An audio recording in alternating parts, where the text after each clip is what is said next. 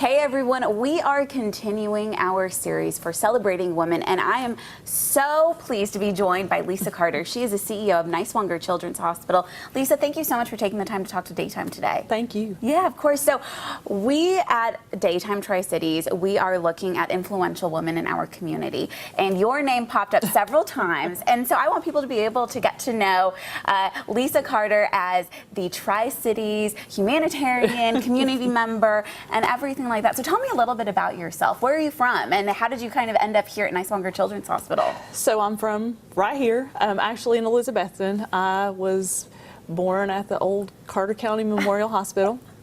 I grew up in Elizabethton. I attended school at Happy Valley High School for the entire 13 years.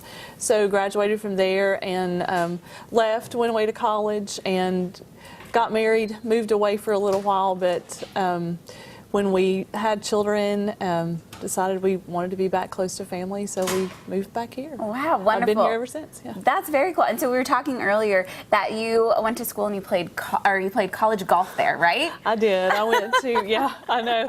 I went to Tennessee Tech University down in Cookeville and went on a golf scholarship. So wonderful. Yeah, a few years ago, but it was a lot of fun. And people can definitely find you out on the golf course for the Niswonger Classic, right? Absolutely, absolutely. One of my most favorite events of the year. Yeah, I think that's everyone's favorite event. Yeah. Definitely. And so when you left and then you ended up coming back here, did you think that you would come back here, or were you always looking for that perfect fit, that right job to come back here for? Yeah, I mean, I think I was always looking, honestly.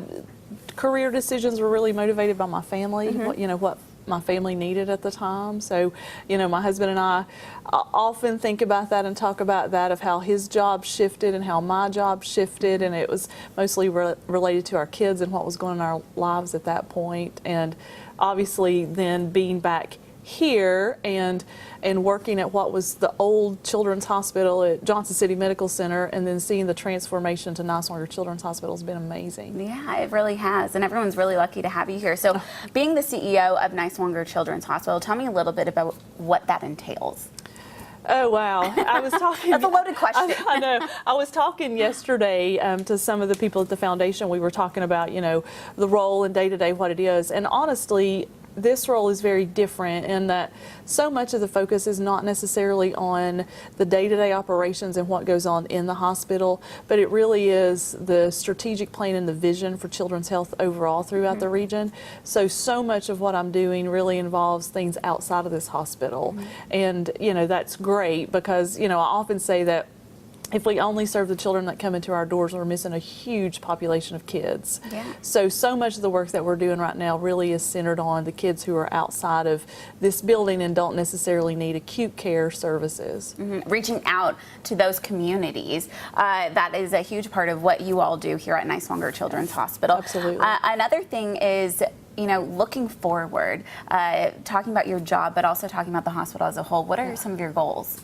Well, it's super exciting right now to be a part of Ballot Health and what's going on. We often talk about we're transitioning into a health improvement organization, and that is nowhere more important than with children. So really trying to change the health and wellness of a population, you have to start with children, you have to start with women of childbearing age and making sure those women are healthy. So that really is the focus coming up and the vision for the future. Wonderful. And then, of course, you personally, do you have any goals that you are trying to tackle, short-term, long-term?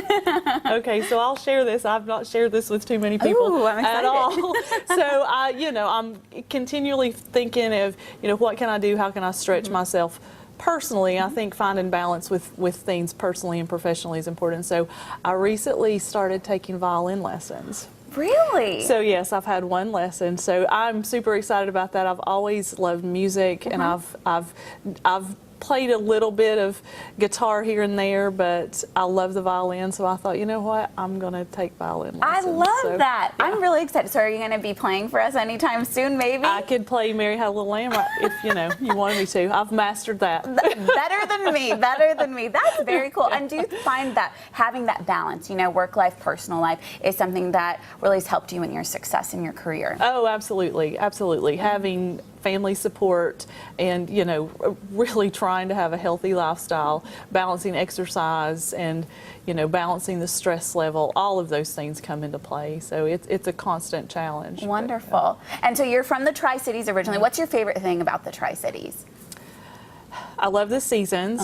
Although I was talking last night that spring feels like winter, so sometimes 4 seasons is difficult. But I love the seasons. I love the outdoors. Really, just the culture and atmosphere of this town, and really this whole region. Even when I travel and go other places, oftentimes people are surprised because you're just friendly. They'll say, "Oh, you're so friendly," but that's what this region is. It's people who are friendly and genuinely care about each other. That's wonderful. And talking about your family, clearly they're very important to you. If you were to give advice to your kids or anyone in the community who's looking up and looking at your path to success, what would be your biggest advice to them? Well, I talk to my kids all the time because they're young adults making life decisions, and they seem to have a lot of pressure of what am I going to do for the rest of my life. And I always tell them to just look at my life. I would have never ever thought I would be a CEO running a hospital. You just navigate life and take the blessings you have and the opportunities that you have and make the most of them, and you'll probably find yourself in a different place. Wow, very well said. We'll leave it right there. Lisa, thank you so much for taking the time to talk with us. We really do appreciate it. Thank you. It's always Thank a you so pleasure much. to talk with you. Absolutely. And you can find the full interview with Lisa Carter online as we celebrate women for this month.